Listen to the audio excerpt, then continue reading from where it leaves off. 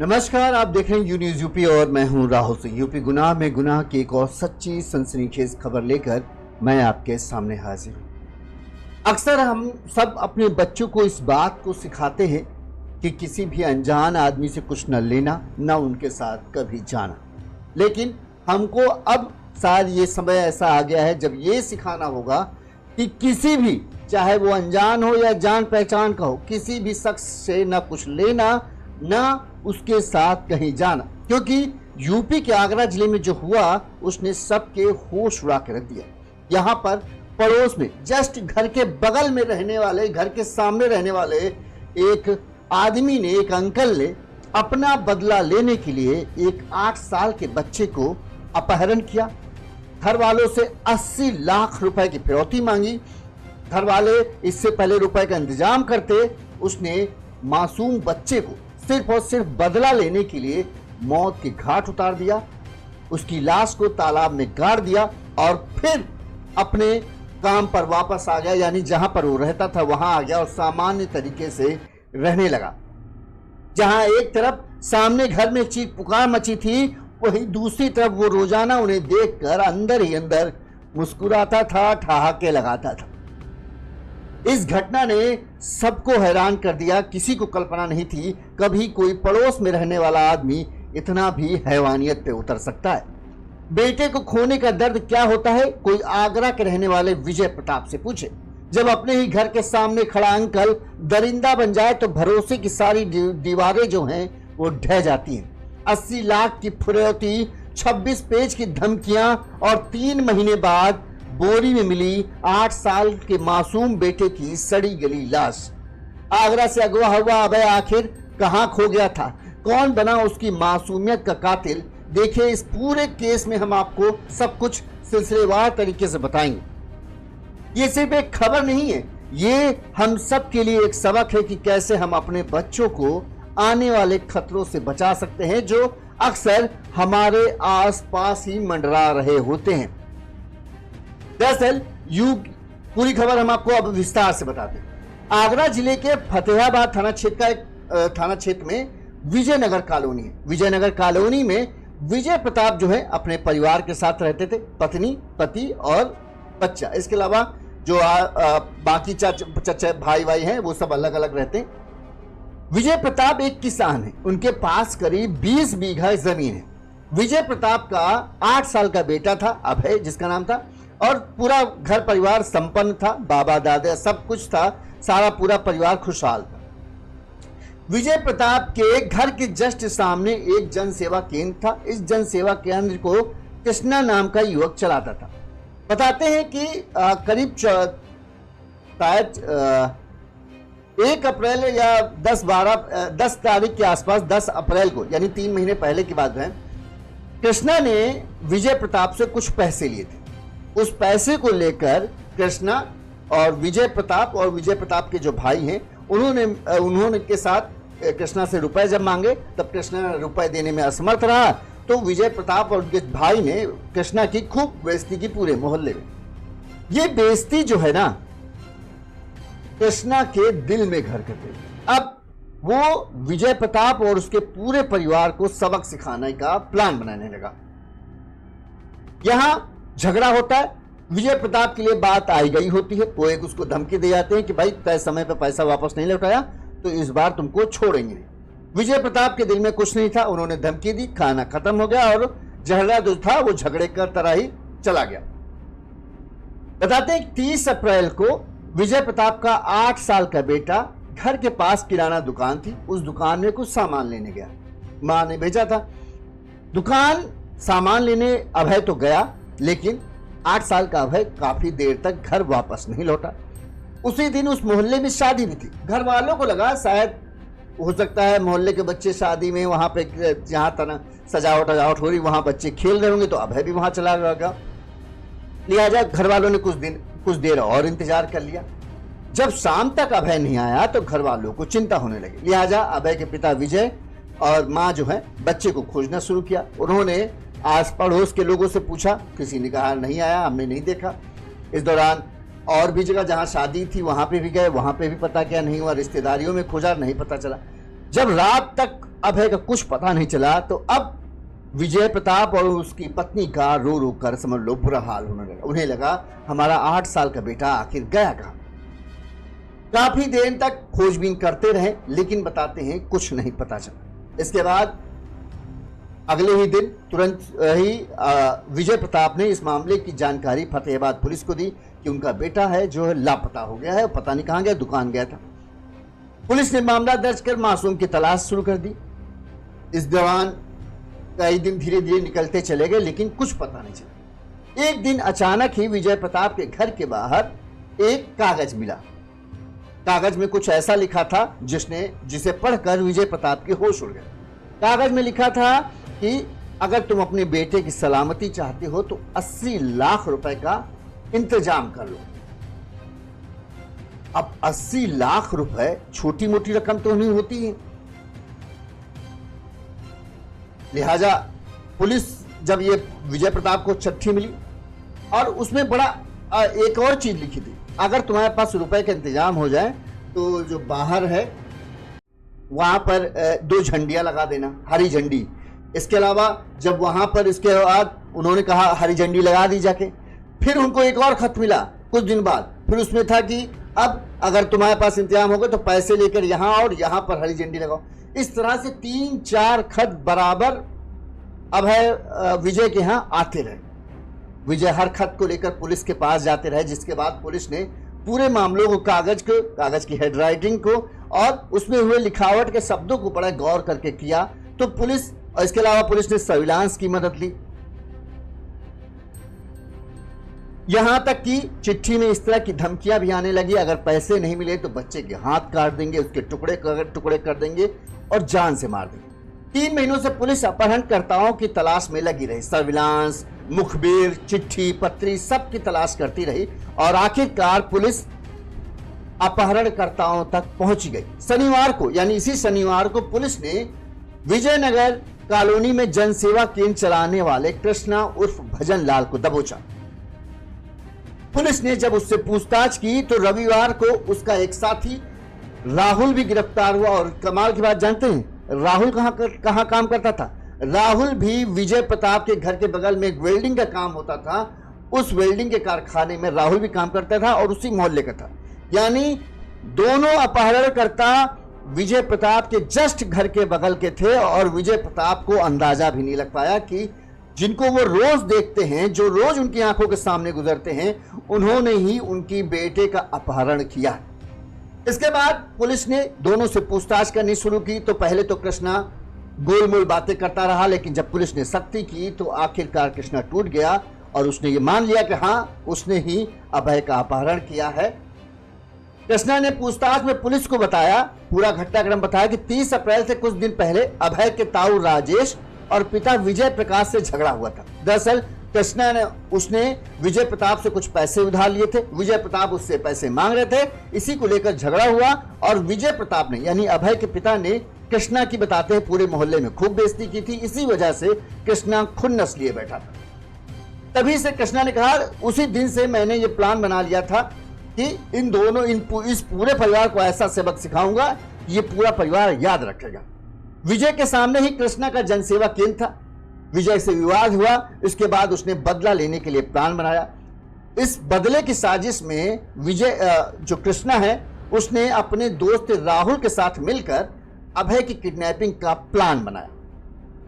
Plan ये था, अभय भी, राहुल जो है वो भी उसी मोहल्ले का ही वेल्डिंग का काम करने आता था। और अच्छा, प्लान क्यों बनाया, कैसे राहुल कृष्णा के साथ शामिल हो गया? दरअसल जो विजय के अभय के बाबा थे, यानी विजय प्रताप के पिताजी हैं, उन्होंने ये सब पूरा काम होने से मतलब पहले, अपहरण कांड होने से पहले ही एक अपना खेत बेचा था। उस खेत के 35 लाख रुपए विजय के पिताजी अभय के बाबा को मिले थे। और इस बात की जानकारी जो है वो कृष्णा को थी कि हाँ, इनके घर में 35 से 40 लाख रुपए खेत बेचने के मिले। इसी का लालच देकर कृष्णा ने राहुल को बताया कि अगर हम लोगों ने ये, चूंकि 20 बीघा जमीन है, 1 बीघा जब इन्होंने बेचा है तो 35 से 40 लाख मिला है।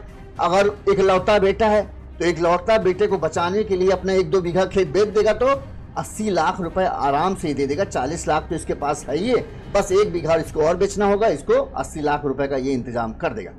और अगर 80 लाख रुपए आए तो राहुल को इसने वादा किया था कि 30 लाख तक तुमको देंगे, 50 लाख हम रखेंगे। राहुल भी चूंकि वेल्डिंग का काम करता था, उसको भी लगा रातों रात वारे न्यारे हो जाएंगे, रातों रात लखपति बन जाएंगे, इसलिए वो कृष्णा के प्लान में शामिल हो गया।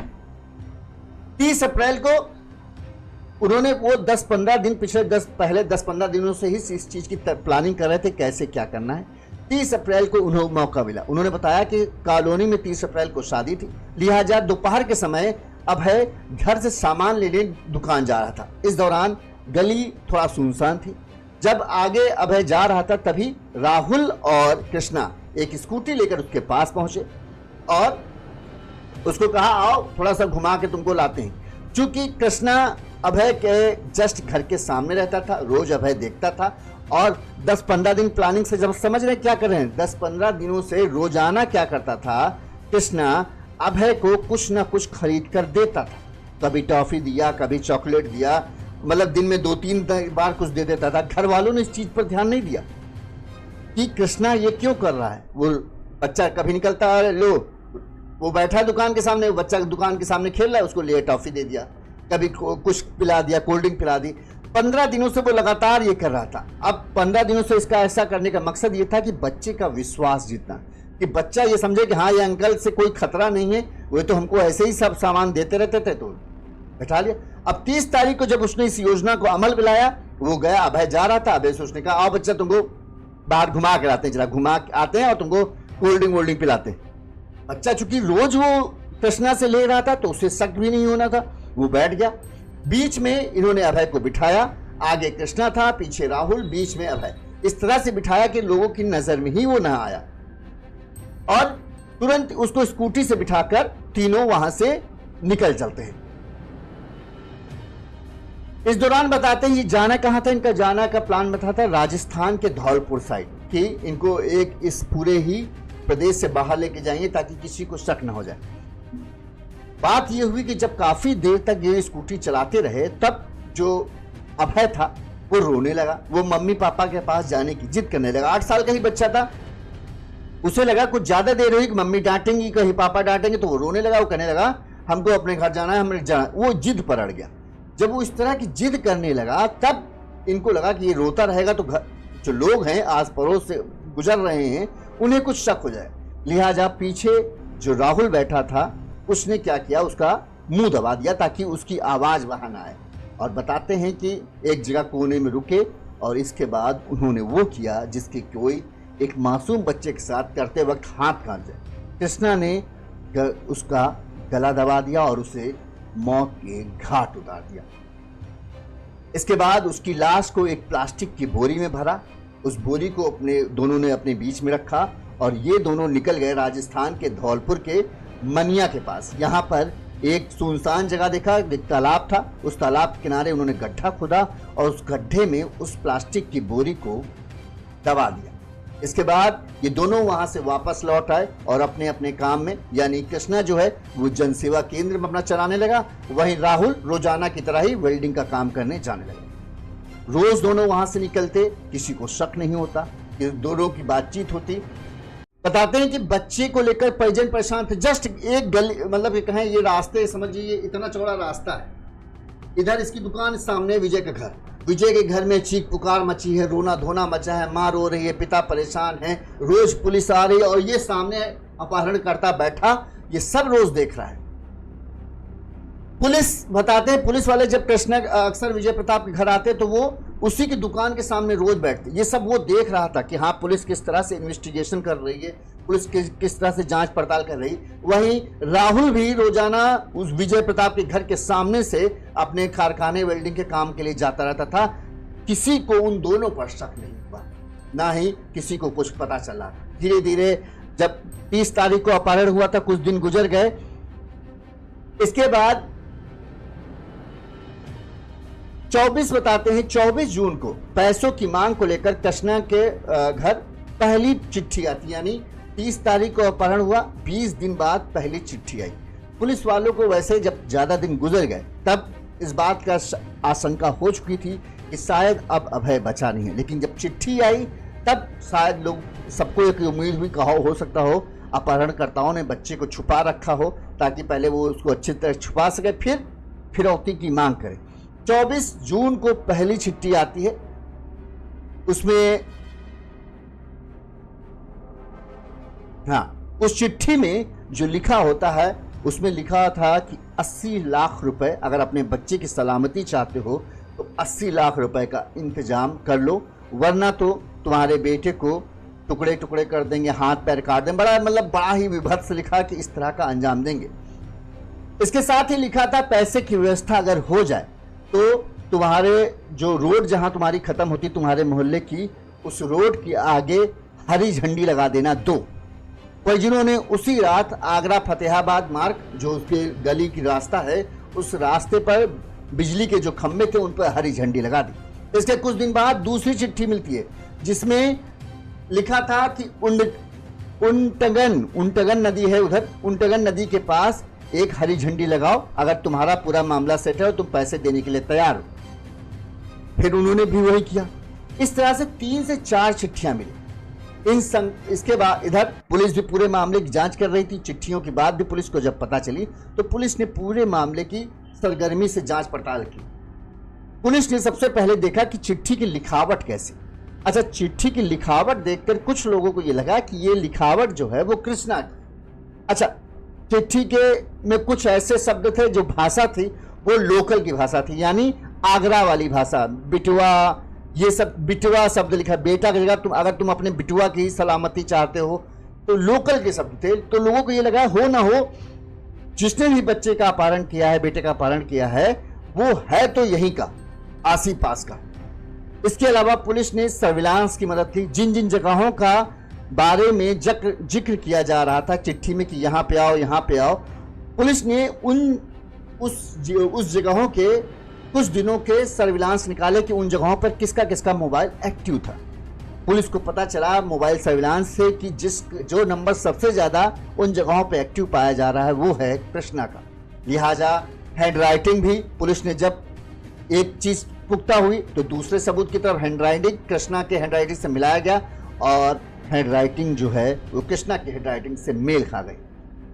सीडीआर भी निकलवाया गया तो सीडीआर से भी कुछ अहम जानकारी मिली। इसके बाद पुलिस ने कृष्णा को हिरासत में लिया और उससे पूछताछ की तो उसने सारा सच कबूल कर लिया और उसने माना कि हाँ, उसने ही अभय का अपहरण किया और हत्या की। उससे पूछा गया आखिरकार वजह क्या है तो उसने बताया कि अभय के पिता ने मेरी बेइज्जती की थी पूरे मोहल्ले के सामने। ऊपर से मुझे पता चला था कि अभय के बाबा का उन्होंने खेत की ज़मीन बेची है, उनके पास 35 से 40 लाख रुपए की ज़मीन बेची है और इनके पास 20 बीघा ज़मीन अभी भी है। तो मुझे ये था कि अगर इनसे मैं बेटे का अपहरण करने के बाद इनसे मैं रुपया मांगूंगा तो ये आसानी से रुपया दे देंगे, इससे हमारी ज़िंदगी सेट हो जाएगी।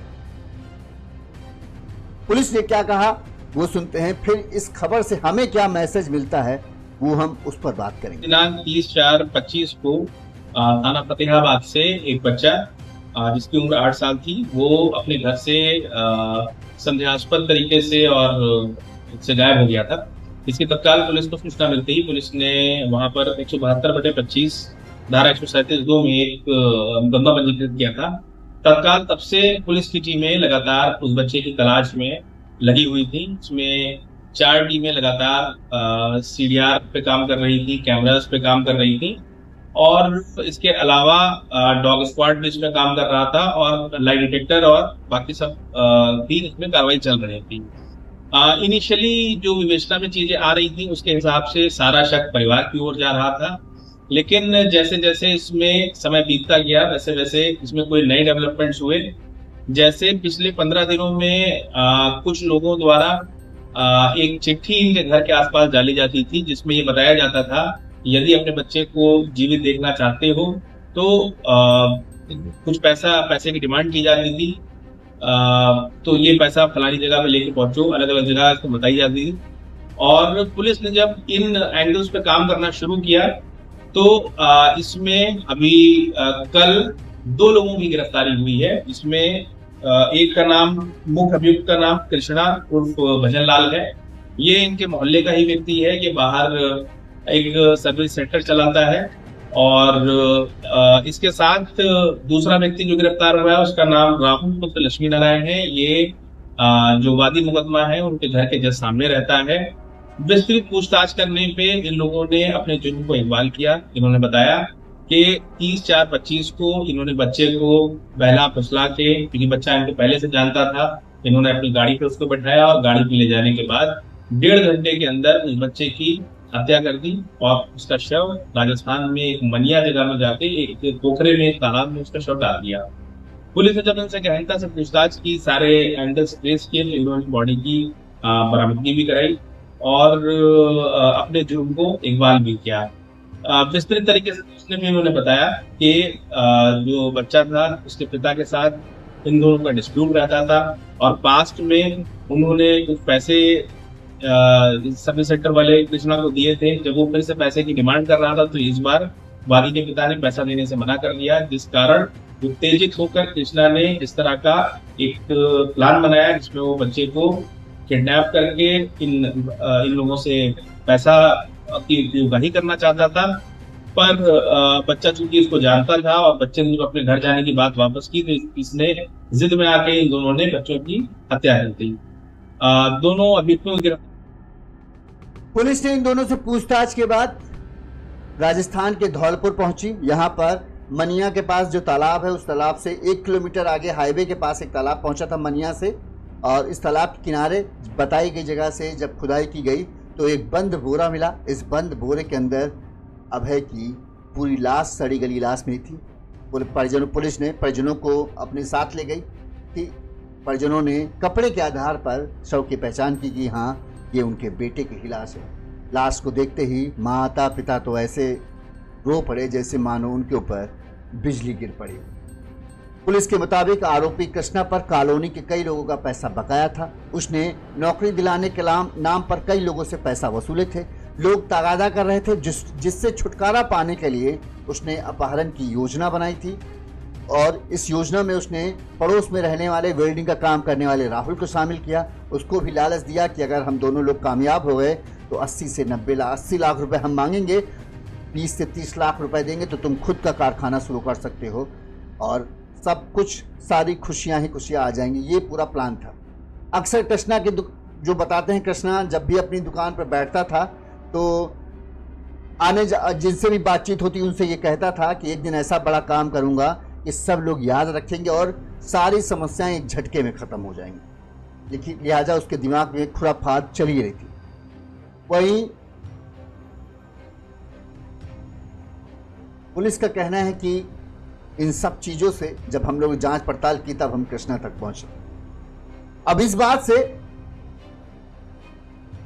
जो अभय के माता पिता हैं उनके ऊपर क्या बीती किसी कहा नहीं जा सकता। बताते हैं कि अभी 1 जुलाई को अभय के माता पिता को फिर से एक बच्चे का जन्म हुआ। शायद अभय एक पुनर्जन्म लेके उनके यहाँ दोबारा आ गया है। गम था लेकिन खुशियाँ एक बार फिर से उनके घर पर दस्तक दी हैं और वो अपने उस बच्चे को देखकर अभी भी अभय को याद करते हैं। अभय चला गया लेकिन जाते जाते हमें एक बहुत बड़ा सबक दे गया। सबक ये कि हर चेहरा भरोसेमंद नहीं होता और कई बार सबसे बड़ा खतरा वहीं छिपा होता है जो हमारे सबसे करीब होता है।